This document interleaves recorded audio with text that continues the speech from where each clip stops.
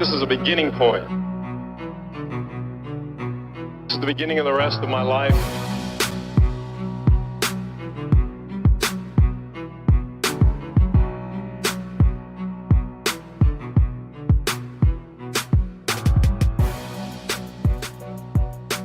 I got the meaning, and I got to write it down, because I don't want to forget it. Just win, baby.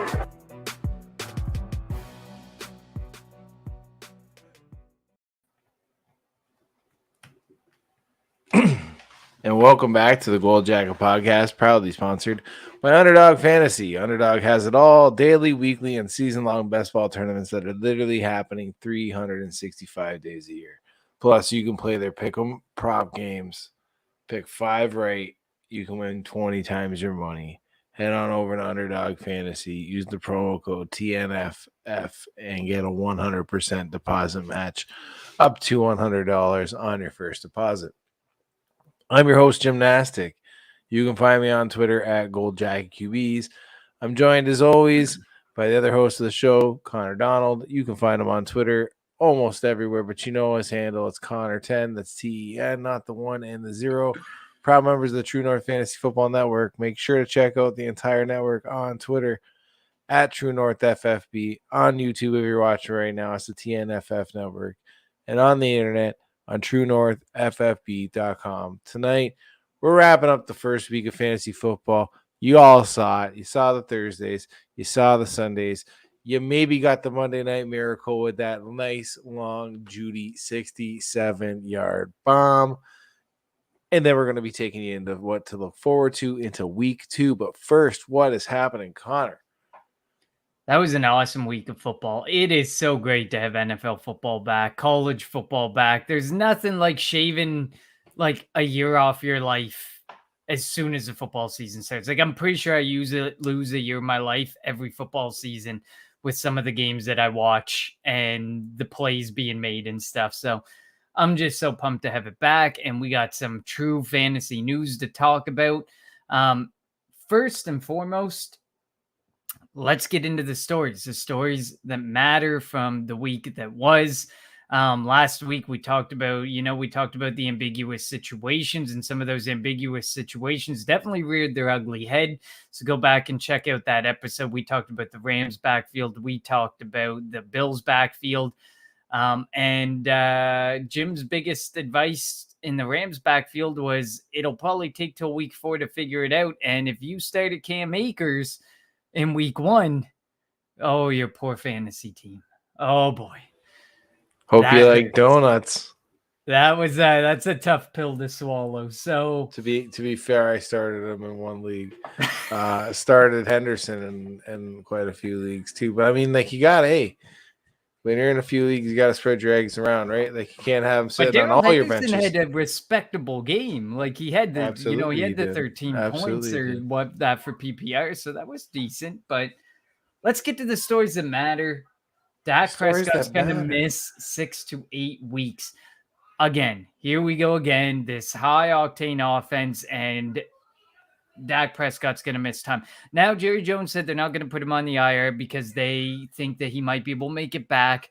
But when following and checking out some of my favorite follows for injury analysis, what are they saying, Connor? It's a hard no. It's a 6-week minimum. So I'm going to roll with those guys. Maybe he could play through the pain. I think the example used was Drew Brees made it back in 5.5 weeks. So he said 5 weeks minimum probably, but he probably should be on the IR, but they're just being safe with it. And there's a lot of frustrated people. There's a lot of discussion about, is it time to give up on CeeDee Lamb? Is he not going to be the guy? You shouldn't be saying that. You shouldn't be saying that. Their preseason comments already. Like, no, man. If you think CeeDee Lamb is a true wide receiver 1 and the man, if you don't think he's a wide receiver 1 without Dak, you're saying he's less talented than like an Allen Robinson. Because, like, let's face it, at least when Allen Robinson was that age, playing with absolute players that are probably the same caliber as the backup that CD is going to be getting. I don't know. I don't know, man. I don't know. I think I think if you're drafting a wide receiver 1, they are not predicated on the quarterback. it Does the shouldn't be. quarterback help? 100%. But if you're taking Jamar Chase and you're taking Justin Jefferson as your 1-2, it shouldn't matter who their quarterback is. Hey, It should look not be at what predicated. Tyreek Hill did, right? Like he didn't do as good as he did with Patrick Mahomes. Patrick Mahomes gave him that little extra boost to your lineups, but he did quite well But with he had a Tua. massive target share. Yes, Massive target exactly. share. Exactly. And He did well with Tua. He did a little better with Mahomes. You know what I mean? But that's what you would want a wide receiver 1 to be doing, right? So absolutely. And that's the expectation. So we'll see what continues to go there. and Tyreek's a wide receiver 2, according to Twitter.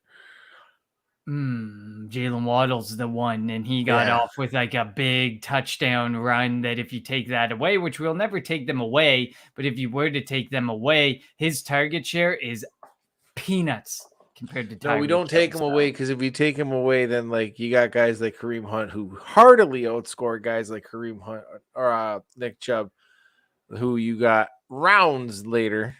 Just If saying. you listen to the Gold Jacket podcast, you will know Jim talks about Kareem Hunt endlessly. And anyone who was worried about Dearness Johnson, he was a scratch. He didn't even play. He got pushed out of the lineup for Jerome Ford as the RB3, and who didn't get any touches, or not many. So that doesn't matter at this point. But as far as other, like the biggest impact, I think will be on the running backs. And maybe not Tony Pollard, because Pollard's going to play, that slot receiver role. He's going to get those check down targets. So might work in Cooper Rush's favor if he's the quarterback that they choose to go forward with. Pollard could be okay. I think it hurts Zeke a lot. I think Zeke needs Dak there because it kind of takes a bit of pressure off of him. And Zeke didn't really have a great week in week 1. So, but I mean, to be honest, the Cowboys didn't have a good week 1 altogether as a team. So, I mean, that's probably fair. But like Dalton Schultz, I don't know if the impact's that bad, but I mean, it's tough. Overall, yes, you want Dak there, but I think your hope right now is for these weapons is that they get that they trade for somebody. They need to go and get like a Jimmy G or somebody that keeps them afloat and above 500, or else if they drop 3 or 4 games below 500 and roll with Cooper Rush this whole time, they might lose the NFC East just based on not making a play to get a better quarterback to position themselves to do a little bit better. This is probably the first time we actually have a little bit differing opinions. I think if anything, it might actually help Zeke, because I think the only thing that they can do is possibly feed him and give him, a good healthy 15 to 18, rushing attempts a game where he's going to be getting a good rhythm. You know what I mean? Like, I don't know. I think it hurts Pollard. I think it hurts Dalton Schultz. I think unless Cooper Rush doesn't look to the most talented player on the field immediately after getting a snap, which is clearly going to be CeeDee Lamb as your number 1 read for 99.9% of those passing plays, I'd be shocked. So I think CeeDee Lamb's fine. I'd be shocked again if you're going to see stacked boxes just to like, you know what? I wouldn't even care. Like I would run it down the throat 3 times and like hope for a big one. You know what I mean? Like, I don't know.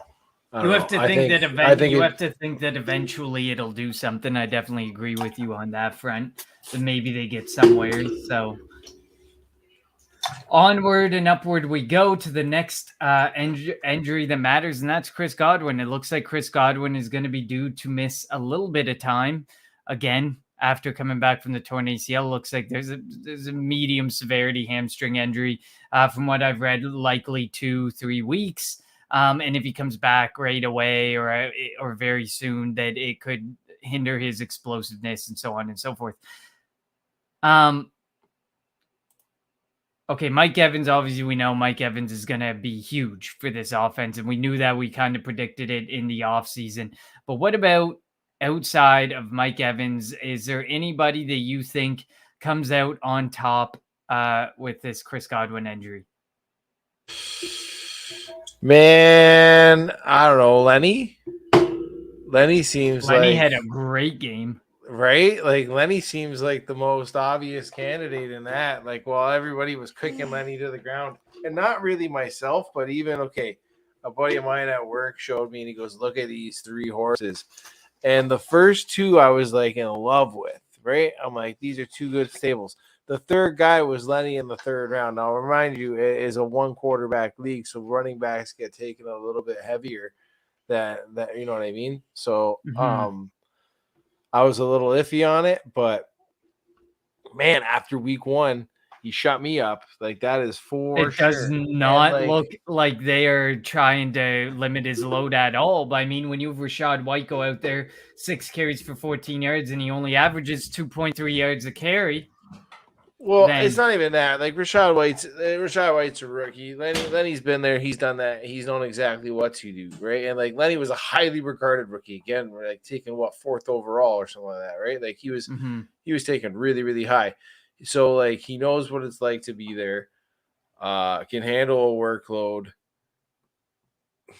I don't know, man. Like, I don't know. It's crazy. What about from a receiver front? So Julio Jones saw 5 targets, 3 receptions for 69 yards. He also had 2 carries for 17 yards, which was pretty crazy. And then Russell it's really Gage too hard to shake out. Saw 2. Russell Gage saw 2 targets for 2 receptions and 13 yards. So what I really think you're going to end up seeing here is like a classic Chiefs when they didn't have when Tyreek Hill or Kelsey was out, right? Like, I keep going back to Chiefs because like that, those are the games that like I really highly watched. But like, when Tyreek Hill and Kelsey were there, you had both of them as like, you had which one's going to have like the 1A game and who's going to be the 1B. You never really knew. But when one of them was out, then it was a complete guessing game on like, is it going to be a Byron Pringle week? Is it going to be a Denard Robinson week? Is it going to be a crazy Jerick McKinnon week? Right? Like, you know what I mean? So Tom Brady is obviously on that level when it comes to quarterbacking, right? So like, I think what you're going to see is yo-yo weeks where it's going to be a constant Mike Evans as your go-to guy, and then it's just going to be, a Julio Jones week 1 week, a Russell Gage week 1 week, pretty much whatever the defense is going to give Tom. So that's my go on it. Maybe you see Gronk come out of retirement like the whisperings were happening. So I don't know.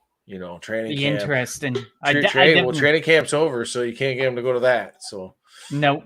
I think like Mike Evans obviously is going to be the one. So then it's all just a matter from there being, well, who's going to be it's likely not a 1A, 1B situation anymore. It's likely a clear-cut like 1 and a 2 situation. And how effective is that 2 going to be? How much are they going to need to be used? How fantasy relevant will they be? That's where I don't think you're going to get the 2. That's where, like, again, like Hill and Kelsey was a 1A, 1B, much like Godwin and Evans. Again, different positions, but same type of deal.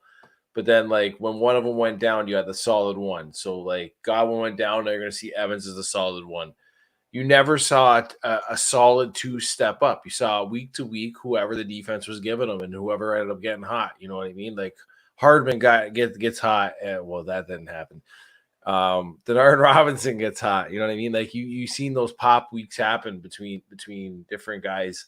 So that's exactly what I think you're going to end up seeing here. But could be wrong, right? I'm not getting paid for this. So agreed. And Leonard Fournette had 2 targets, so I can kind of see it. Like, after Mike Evans and Julio Jones, there wasn't a whole lot there.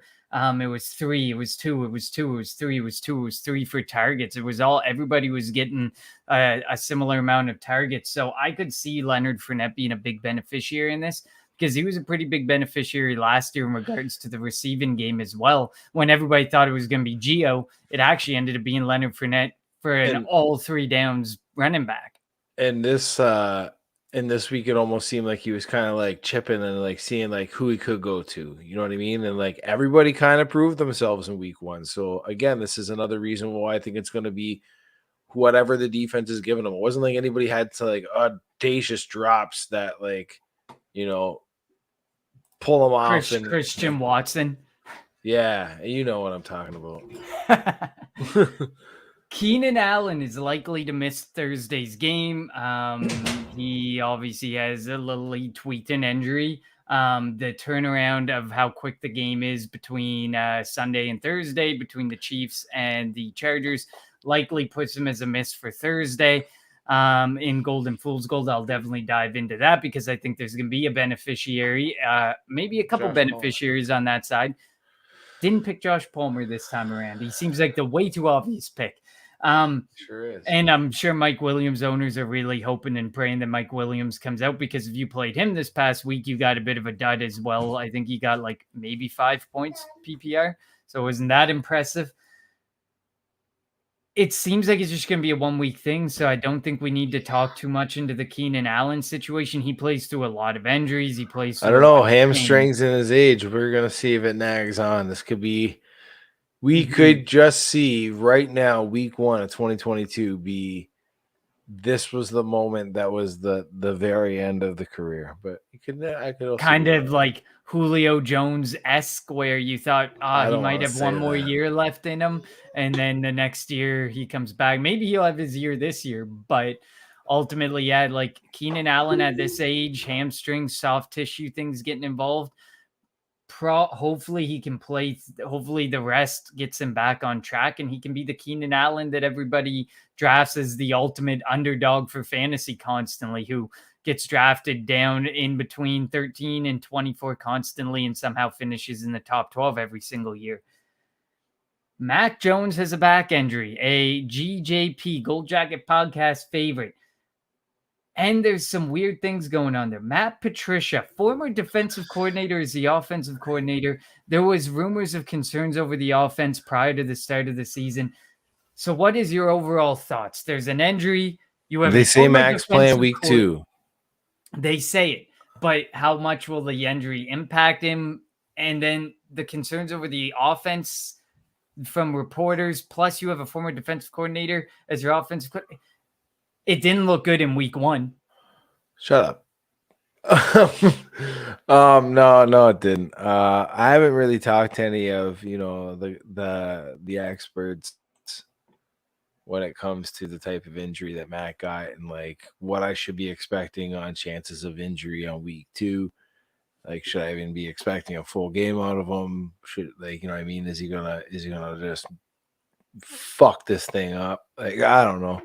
So I'm gonna talk to them. But as of right now, they say he's playing week 2, man. So you got any open offers on there that nobody pulled before game time, which Gold Jacket podcast users don't do. We pull our offers when it comes to game time.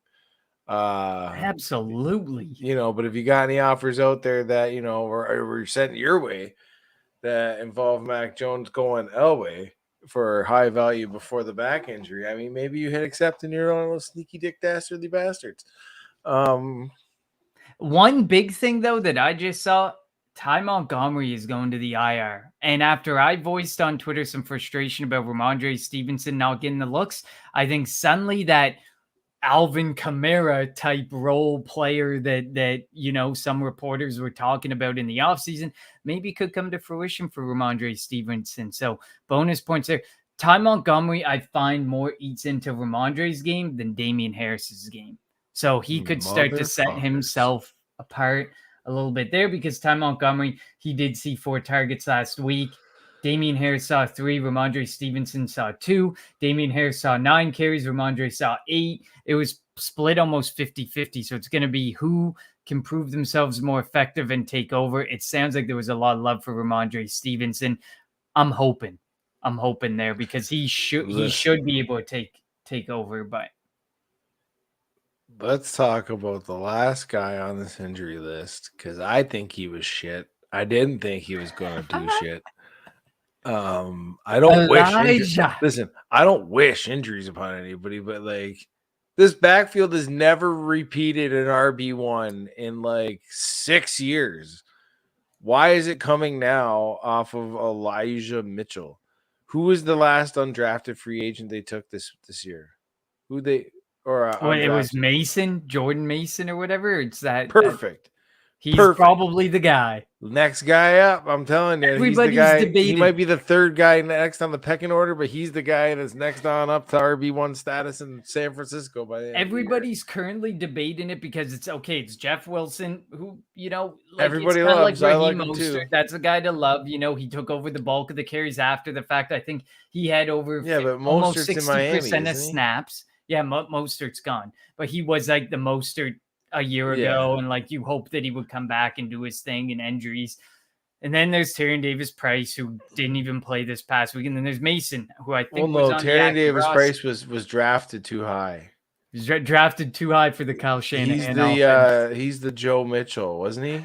Who got pounded at the table in the third round and never saw a fucking game? Was it Trey Joe Mitchell? Sermon? Yeah, that's another one. So you never want to go late day 2, early day 3 if Kyle Shanahan calls your name and you're a running back. No, you want to get called to trade. You want to get called late in the day. Like you don't want to get you want to get slipped through the cracks and be like, oh, if you didn't get drafted, do you want to come out?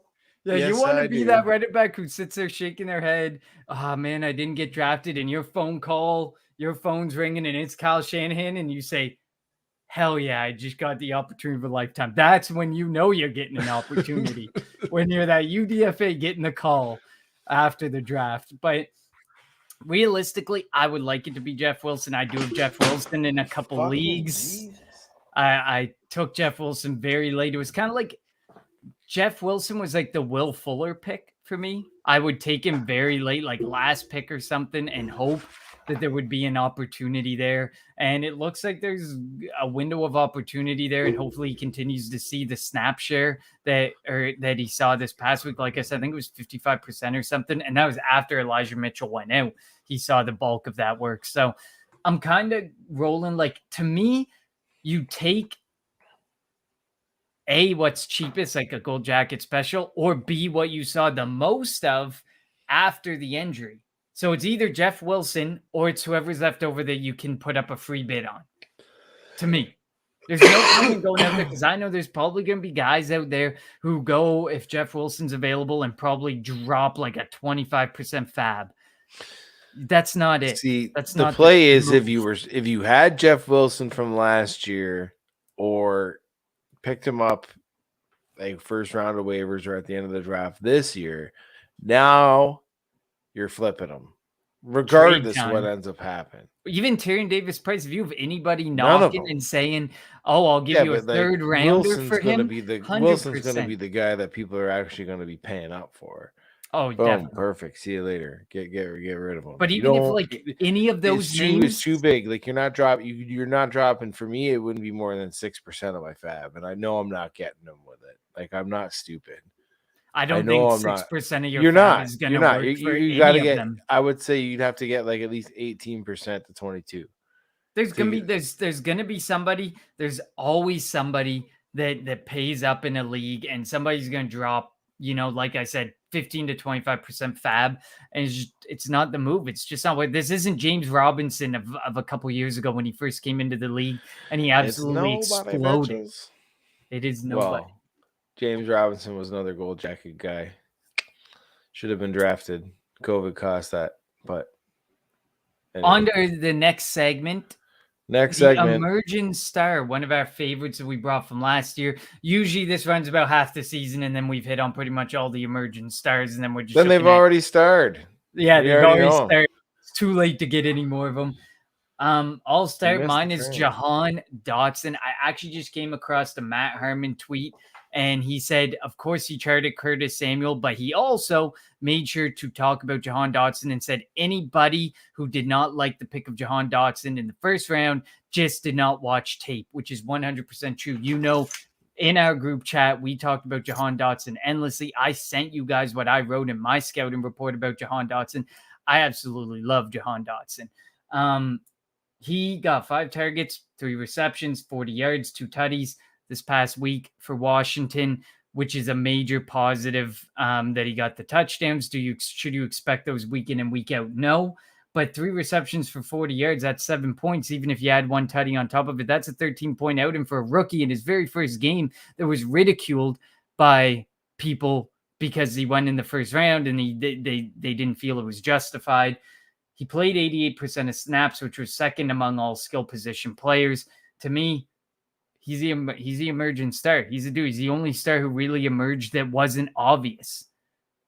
So, and to me, he wasn't an emergent star. He should never been an emergent star. This was your guy. No, absolutely. Draft capital dictated it. Absolutely. And like, listen, some guys might point to the low catch. Like, you know what I mean? Like, he didn't have a lot of catches, and there's like, 2 of them were touchdowns, kind of OJ Howard-esque, but not because those catches were fucking beast too. Like, and Jahan Dotson was running routes frequently. Yeah. No. I'm not shitting on him, but I'm playing like the advocate. Like that's what people say. But no, I gotta agree with you. If I had to say something other than Dotson, because he was an absolute monster, and I don't think there's anything more deserved of the spot, I have to say the re-emerging star of James Robinson, because everybody thought that motherfucker was dead, and it was all ETN's role. But 11 carries, 66 yards. The kid was looking popping. Everyone wants to talk about Akers and the Achilles, who actually goose egged for you there and got you donuts. At least Robinson. Sorry, stumbling over my words. While Akers was getting you donuts, Robinson was feasting in the end zone for you and getting you actual fucking points. So that's who I would say the re-emerging star. But no, it's Jahan Dotson. I don't want to steal the spotlight from him. Pretty hard not to say that. On to the next one.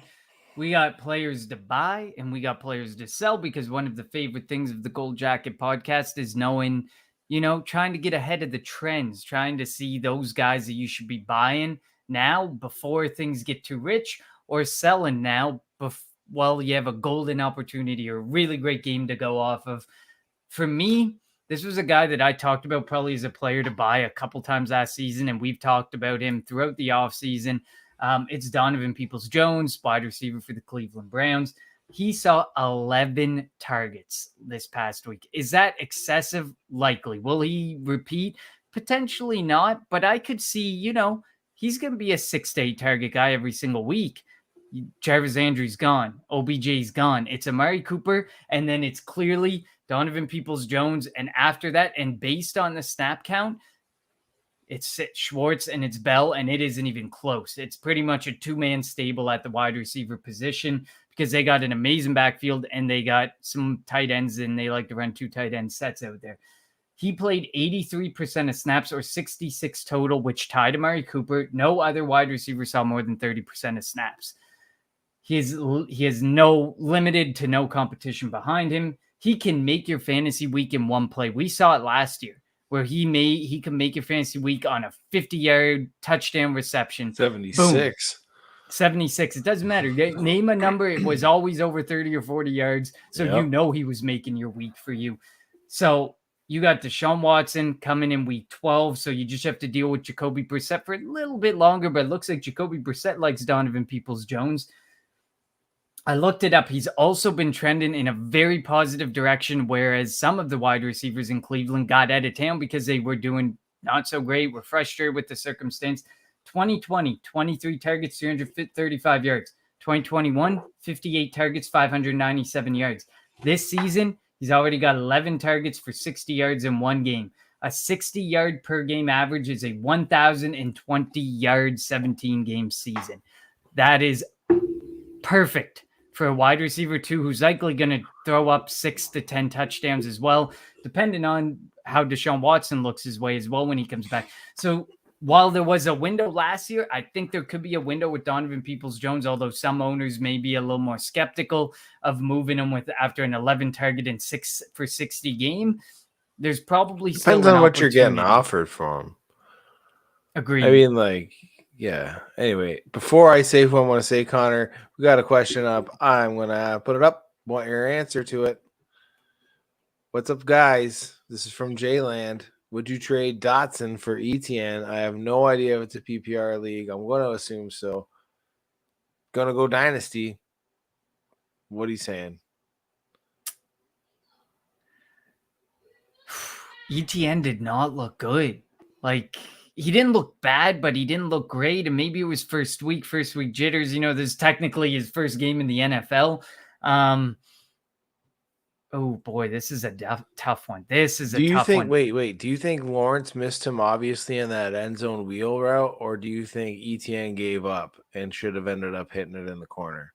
I find it hard to believe that this early ETN would be giving up on anything. Because I think it was an overthrow and Lawrence missed him. And I've had discussions with a couple friends of mine that said it looked like he gave up. And I said, I don't think he gave up, man. But like, and I'm not even an ETN truther or like a fan. So my thing is based on what we saw or what we heard previously, ETN should be valued pretty highly.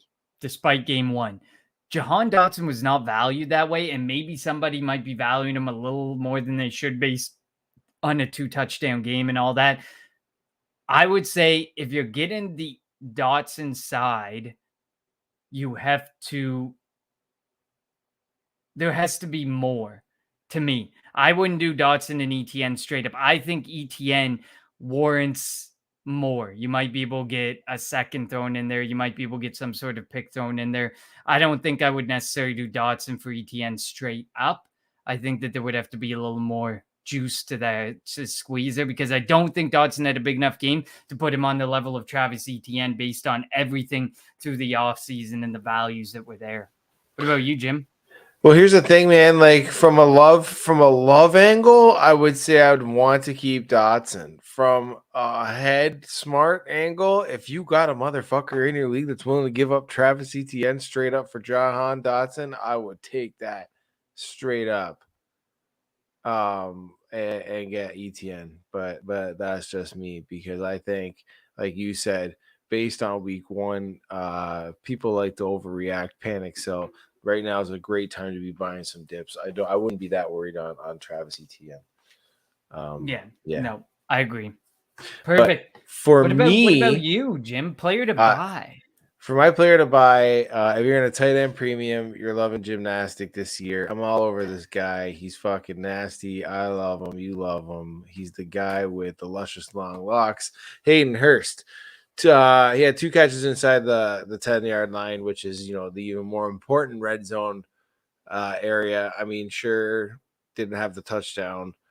8 targets overall. But this won't always be 5 turnover games from Joe Burrow with 4 interceptions and a fumble. If T. Higgins misses significant time, Tyler Boyd is an adequate replacement to step right into it. And this is a team that used to run a lot of 3 wide receiver sets, where Hayden Hurst has shown adequate talent throughout his career to step right into that role, while people are going to be poo-pooing on him and saying he's not really worth it. This is the exact type of guy with the exact type of target share and trending that you want to see in week one, where everything looked good but didn't come out as well as it should have for him, for a guy that's going to end up as like the top 6 tight end overall at the end of the year. And people are going to be like, I didn't even realize he was coming out. I couldn't see it in that offense. Like, this is it. These are the things that you are looking for. The fact that he was on the field the second most times for any tight end in the entire NFL for snap counts. He ran a shit ton amount of routes. Listen, the Bills were just, or sorry, not the Bills. The Bengals just looked lost against Pittsburgh at times, man. Like, man, Pittsburgh was just having their way. It's not going to be like this every week. Where Joe Burrow is throwing four interceptions and putting fumbles on the ground. So this is the exact type of shit that you're looking for.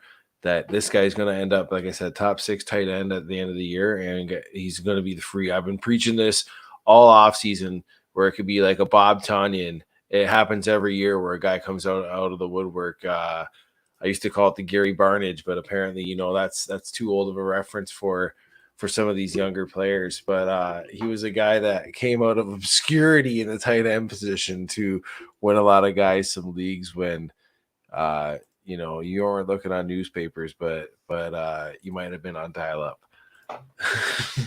I love it. I love it. And I actually posted something on Twitter. This was as of not without the Monday night game in the mix, but top 5 tight ends for route runs after week 1, Hayden Hurst was number 1. So you can trust he's going to be on the field a lot, and you can definitely trust that offense as a whole is going to be on the football field a ton because they were last season. That offense as a whole gave you CJ Uzomah as a viably tradable tight end in the offseason. Exactly. And so you more than enough opportunities. 51 routes run. It was him. It was Ty Conklin. It was Tyler Higbee. It was Dalton Schultz and Dallas Goedert. And it drops off pretty quickly. It goes 51, 50, 46, 43, and then 38. That's an offense that's going to be on the field a lot. And they did it last year. They ran like 60 plays every single game. So obviously that's definitely something to buy into, especially when you see that he's getting such a large bulk of the tight end touches and the tight end snap count. And that is not going to change. Definitely not based on who else is there. So good player to buy. Player to sell. I got Curtis Samuel from one Washington wide receiver to another. He saw a target on 20% of snaps. That's crazy. So 1/5 of the time he was Carson Wentz was looking his way. Even more absurd, a 30.5% target rate. That is humongous for a guy who's playing practically his first game in 2 years now, or in a full year. There's a laundry list of soft tissue injuries, including one that held him back in camp. Obviously, we know the groin injury that held him back, and they didn't want to rush him back or anything. He had an average depth of target of 1.3 yards. He's essentially splitting the JD McKissick role in this offense, and that's definitely not a role that I really want to be invested in. So if you have somebody who wants to buy into this volatile role, I don't think Curtis Samuel is going to sustain this target share and get you to 150 targets in this offense. Terry McLaurin was actually relatively quiet in the game, and Jahan Dotson had a pretty good game. Jahan Dotson's type of workload seems sustainable. Terry McLaurin's is not. Terry McLaurin's is way lower than it should be, and Curtis Samuel's is likely a lot higher than it should be. So Curtis Samuel is my player to sell if you have an opportunity. You've been waiting on this opportunity. You had an opportunity when he got moved to Washington to get out from under this guy. You didn't. Now you have another golden opportunity. Or you buy it, and then you're like, shit. Yeah, or you just cuss this guy out because he was garbage for you. Shouldn't have bought him. Terry McLaurin saw 4 targets. 4. That is your number 1 wide receiver there. There's no chance he continues to stay there. Antonio Gibson saw 8 targets and Curtis Samuel saw 11. If you believe everybody, Antonio Gibson will be on his way out here very soon when Brian Robinson comes back from his injury. We do have another guy. Axis Mythics. 2-keeper PPR. Rate my running back core. All right, we'll rate it from 1 to 5. Jim, let's keep it simple. JT number 1. JT number 2. JT number 3. No. It's Jonathan Taylor, Travis Etienne, Breece Hall, Ramondre Stevenson, and Alexander Madison. Should I trade any of them or keep everyone? How can you keep everyone if it's a 2-keeper PPR? I think at the end of the year, it's 2 keepers. So, I mean, he can keep them if he wants to keep them, but he can get rid of them if he wants to get rid of them and gain some capital or gain a different keeper. Okay, so right now I'd be rating him Jonathan Taylor, Travis Etienne, Ramondre, Breece, Madison. But that's just me. Coming into next year, though, Breece is going to get bumped down because of Bijan and a shit ton of other guys coming in. But that's just me. So at the end of the year, listen, if Breece goes popping, because I think Michael Carter, and I've been saying this all offseason, that I think Michael Carter's done enough at the NFL to prove that he belongs on the NFL field. And he showed exactly on week 1 that he deserves a split. It's not going to be this 90 split. Yeah, no, yeah, I totally get what you mean. It's not going to be his 90-10 split. So, like, with Breece Hall. So, if Breece Hall pops in any game, say he gets like a 2-touchdown game, ends up going off, I'm trading him. Ramondre Stevenson, I'm keeping for at least 2 weeks to see if he does get that Alvin Kamara role. If he does, that could be league winner fire for you. Then you're going to make the decision on do offers come in. I'd always put them up on my block. Listen, I'm willing to trade anybody and everybody. If the offer is right. If the offer comes in that is just too good to ignore for Ramondre, absolutely. Madison, I'd be looking to move. Madison, you need but- it's clear but Madison's super effective, but you need a Dalvin Cook injury. So But my thing here I'd be would looking to package him to the Cook owner. I would I'd be package, waiting. I would be waiting on a Dalvin Cook injury and moving him because See, the missed even right Dalvin now, Cook game I is would going to give- come. I would give the Dalvin Cook owner prior to injury a good faith offer of like Madison in a third for like your second or something, instead of trying to get Madison for the third. Right, Matt? I like that. That's just something I would do. Now, if he rejects it and then Cook goes down, well, now I'm asking a little bit Yeah, more. then you're holding them prisoner. But that's just me. But like I'm waiting to see if Breece Hall pops and I'm trading him. Me personally, I'm a big believer in James Robinson. Always have been, always will be. So I'd be looking to trade Travis Etienne right now. I think he's got significant trade value to the people that truly believe in him and truly like him. We 1 week of the NFL is not going to scare anybody away. That truly believes in him. I would definitely. So I'd be trading Etienne now high. This is me. I'd be trading Etienne high. I'd be keeping Jonathan Taylor. I'd be waiting for Breece Hall to pop and trading him. I'd be keeping Ramondre for at least 2-3 weeks and then figuring that out. And I'd be packaging Madison with somebody or a third to get a second round pick from the Cook owner. So it's clear that he's not going to trade 3 guys. So like, you never know. if I'm gonna sit here and make a call on like who I would trade, you could trade 3 guys. It's a 2-man keeper, you motherfucker. Jim, you could, yes. I just gave you 2 guys to keep. I get it that you could, but I mean, let's talk right now. Not look into the off season, like your value. I think Breece Hall is someone who you can get pretty good value for. I think Breece Hall and Travis Etienne will fetch you similar values at this point. I think people are still buying into Breece Hall. I still think people are going to be bought into Breece Hall. Jim, stop. You know why I don't believe you? Not that they're not buying into Breece Hall. The believing in were 2 different things. Like there were whispers of Travis Etienne for years prior to his emergence into the NFL. That like there's a strong faith of Travis Etienne believers that truly believe in him. It's on a totally different level, and his skill set is on a separate level. Come on, Connor. You know this. Listen, I agree. If Travis Etienne and Breece Hall were in the fucking same draft, you're not even thinking twice on who you're taking 101. For God's sakes, you considered 101 at one point if you were taking Breece Hall or Kenny Walker. He wasn't even the clear 101 in this for running backs in this class, let alone going up against 2 other 101s like this guy has in Taylor and Etienne. Yeah, like at the end of the day, it depends. You got to know your league mates as well. I think there's people out there who will value Breece Hall over Travis Etienne. I'd go toe to toe with you that there's definitely more of a split than you believe in the Etienne and the Breece Hall mix. But the thing is, Travis Etienne and Breece Hall could very quickly and dramatically see their values shift and their opportunity shift. That's my thing. I think Breece Hall's could shift a lot more significantly. You already saw it. Michael Carter got 19 opportunities. Breece Hall got 16. Like, you already see right out the gate, and people are going to say, oh, was this Breece Hall's first game? Michael Carter averaged 6 yards a carry. Breece Hall averaged 3.8. Michael Carter had 7 receptions for 40 yards. Breece Hall had 6 for 38. The more effective back was clearly Michael Carter. And we talked about this for a while. Michael Carter is a Gold Jacket podcast guy. We love Michael Carter.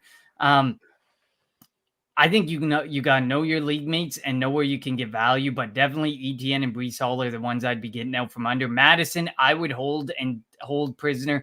I would make it, like Jim said, I would probably agree. I would make that potential offer into the Cook owner as I know Cook's going to get hurt. He hasn't played a full season in the NFL yet. Here's your chance to get Madison, who pops off in the 2 to 3 games that Dalvin Cook misses every single year. This is your opportunity to get him. But next time, he's going to cost you. So I agree with Jim on that point. You can make that goodwill offer to the Dalvin Cook owner, but Madison can fetch you a pretty penny with that Dalvin Cook owner later on. I'd probably hold Ramondre and see what happens there. Jonathan Taylor, obviously, he's your keeper if you're keeping 2 keepers. But ETN and Hall are definitely the blue chips that you definitely can get a return on.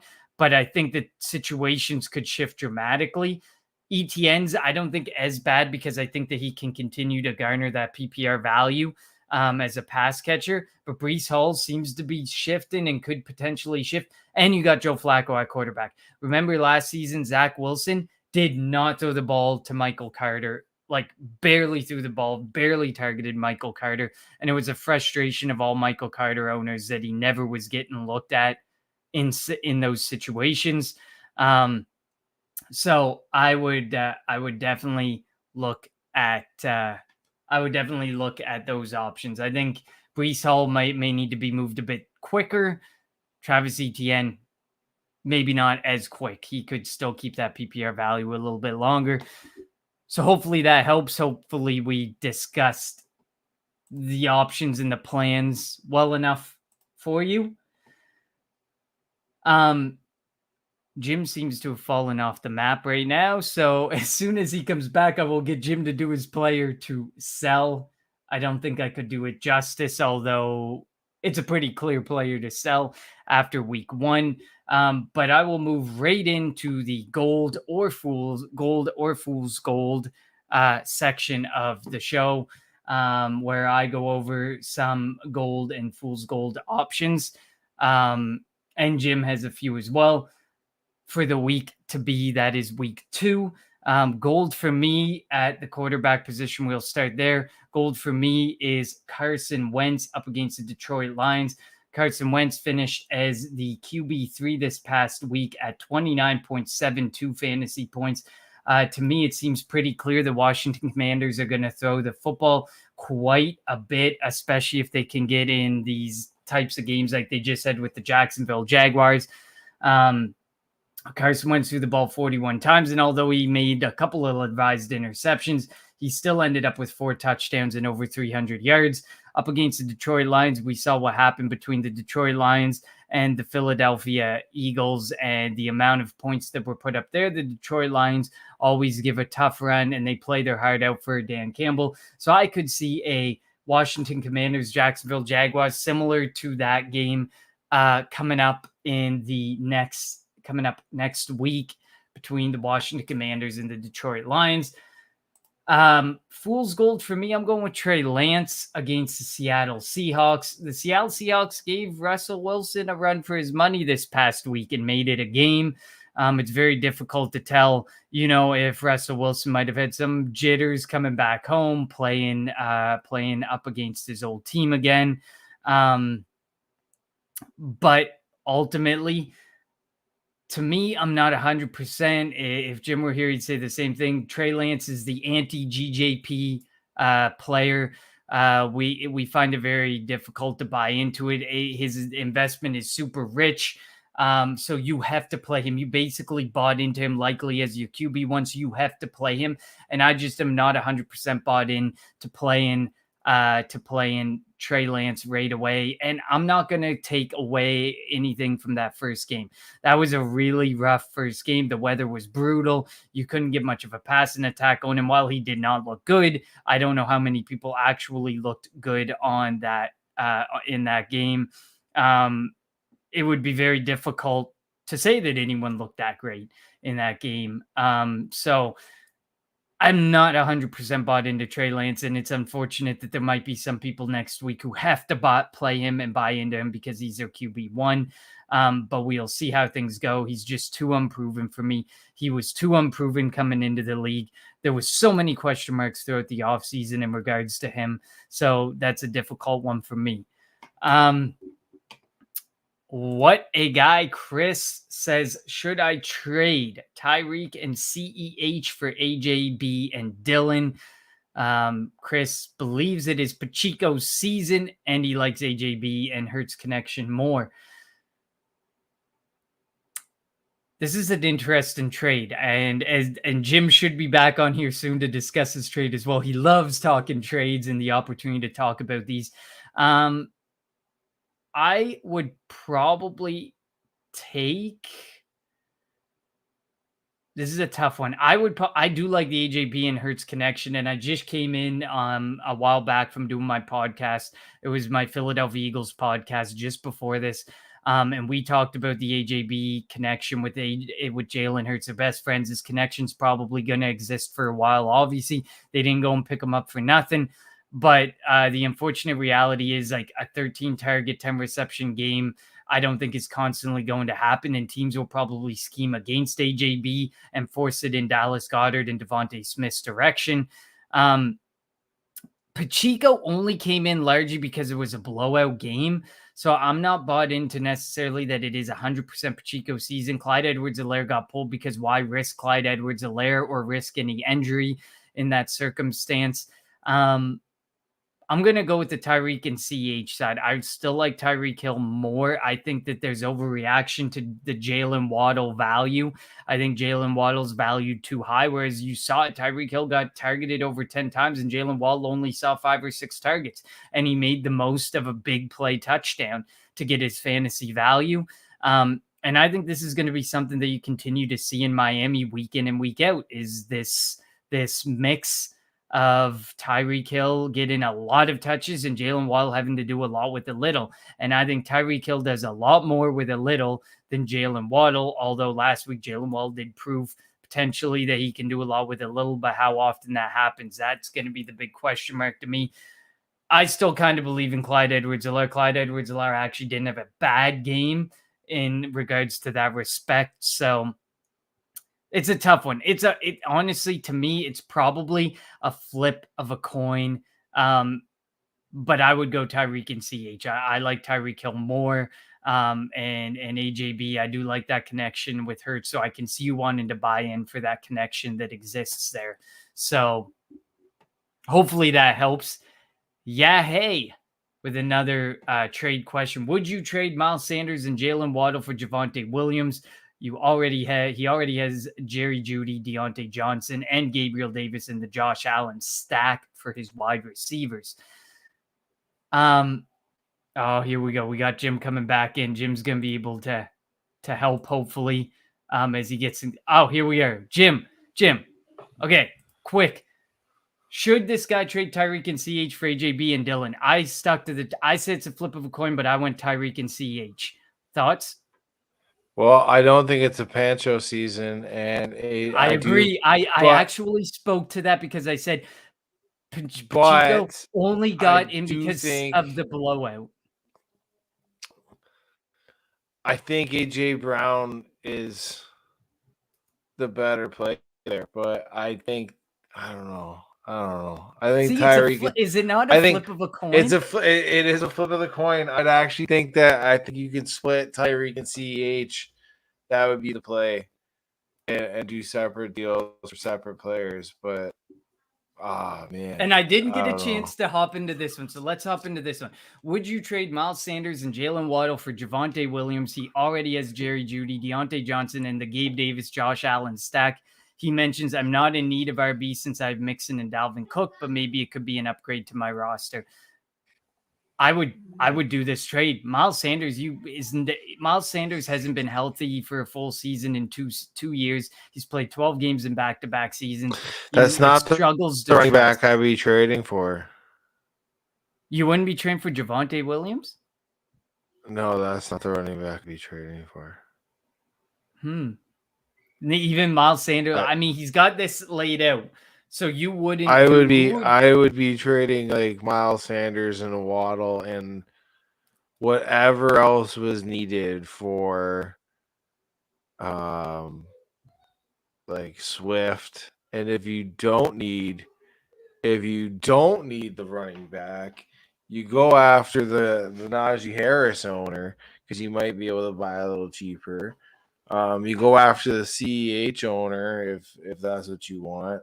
But Or you Javonte go for like a Williams major upgrade at wide receiver. because If Javonte if you isn't feel sold for me. Like I don't know, Javonte isn't the guy. Like is Javonte getting 78% of the carries every week? likely not. Like I'm still, but I'm not bought into that backfield either. But how much longer are you And gonna like you bring got Judy, Melvin man. Gordon And, back? like what the fuck? Judy just showed you out. Judy showed you that he was getting red zone looks. Ross was cooking when he was looking his way, and he was getting targets, man. Like Sutton was like, listen, Sutton got his looks, but Sutton wasn't like overly getting looks over Judy at any given time. You know what I mean? Like that was the definition of a 1A 1B thing.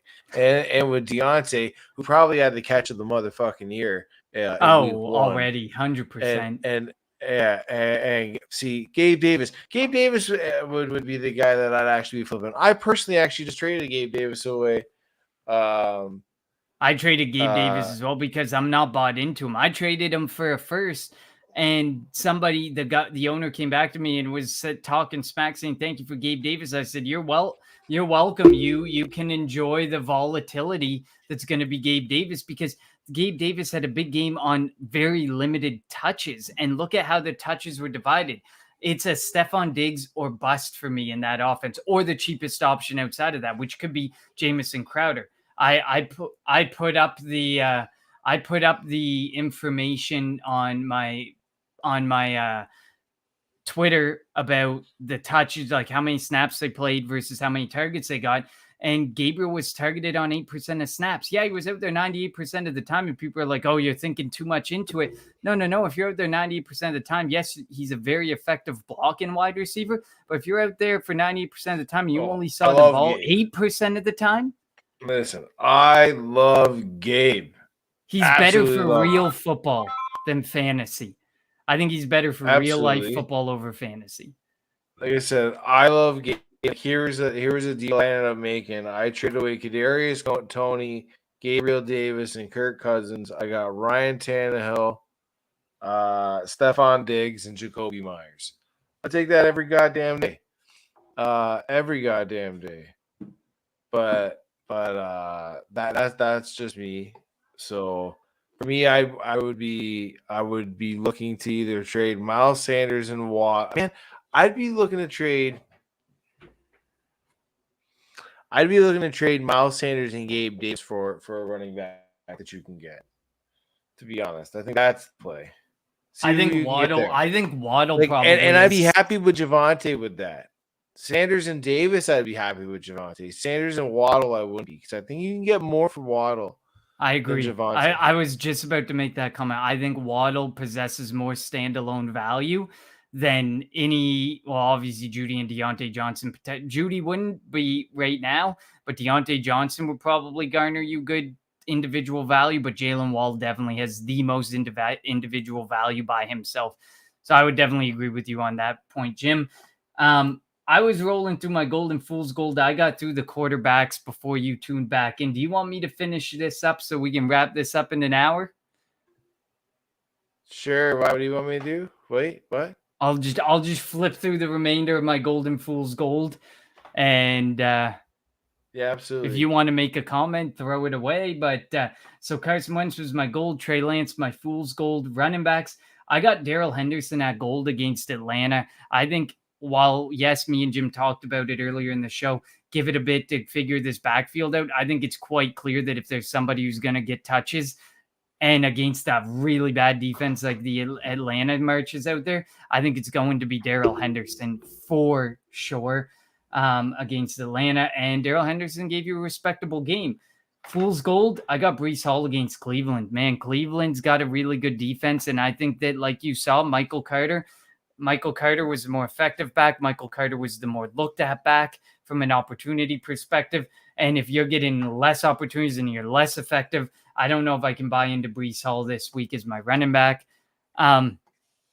Jim, before I finish my golden fool's gold at wide receiver and tight end, yeah, hey, says, what kind of wide receiver upgrade you guys think I can get with Miles Sanders and Gabe Davis? Wide receiver upgrade, I'd be looking for Dynasty. Treylon Burks would come to mind for me. Immediately, I would look for Stephon Diggs. Oh, and he actually changed it to Miles Sanders. He also started Miles Sanders and Waddle instead of Gabe Davis. We still believe you should move Sanders and Davis as a combination here. And if you can upgrade to Stephon Diggs, I agree with you. Like, if you can move Sanders and Davis for Diggs, you will have a lot less headaches on a week in and week out basis. If you can, and then get you that still Diggs got owner. Your stack that you liked, right? You got a better stack. You got the more effective exactly stack. What I did too. I had Allen on that trade where I did it too, so I got that stack rolling as well. I like it. Wide receiver, gold and fool's gold. I got Donovan Peoples-Jones against the New York Jets. I think that's going to be a good one. The New York Jets looked terrible against wide receivers last week. The Baltimore Ravens wide receivers, they made Devin Duvernay look so good. And I think Donovan Peoples-Jones can have a big game because their hands may be full with Amari Cooper. Fool's gold, Michael Thomas versus Tampa Bay. Although I don't dislike Michael Thomas as much as others, I do think that Michael Thomas may have a tougher day against the Tampa Bay Buccaneers. Tampa Bay showed they did a really good job against a guy like CeeDee Lamb and against that Dallas Cowboys offense in the early going before Dak Prescott left the game.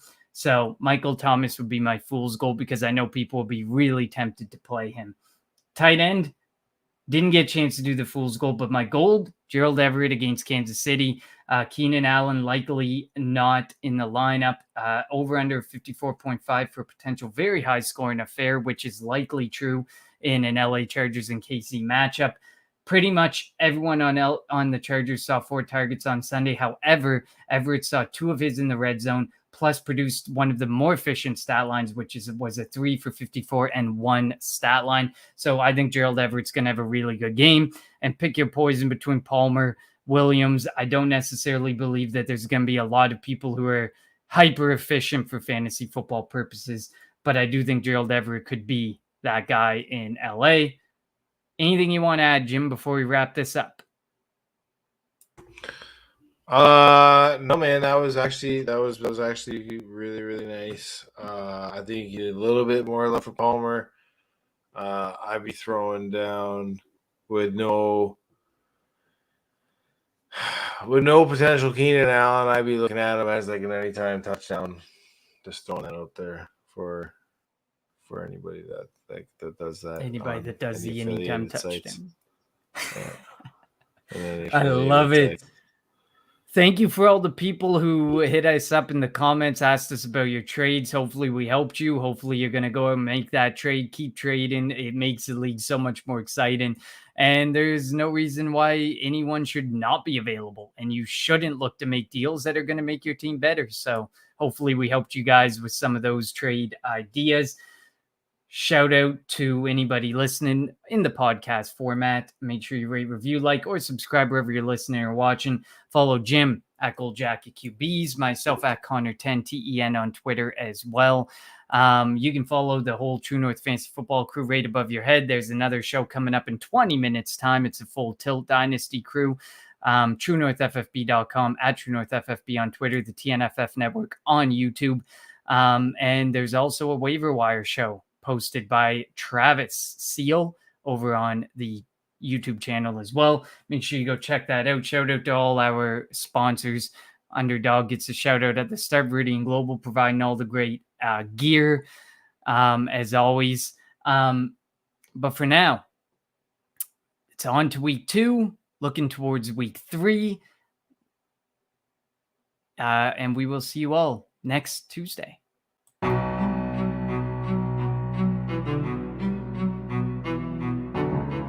This is a beginning point. This is the beginning of the rest of my life.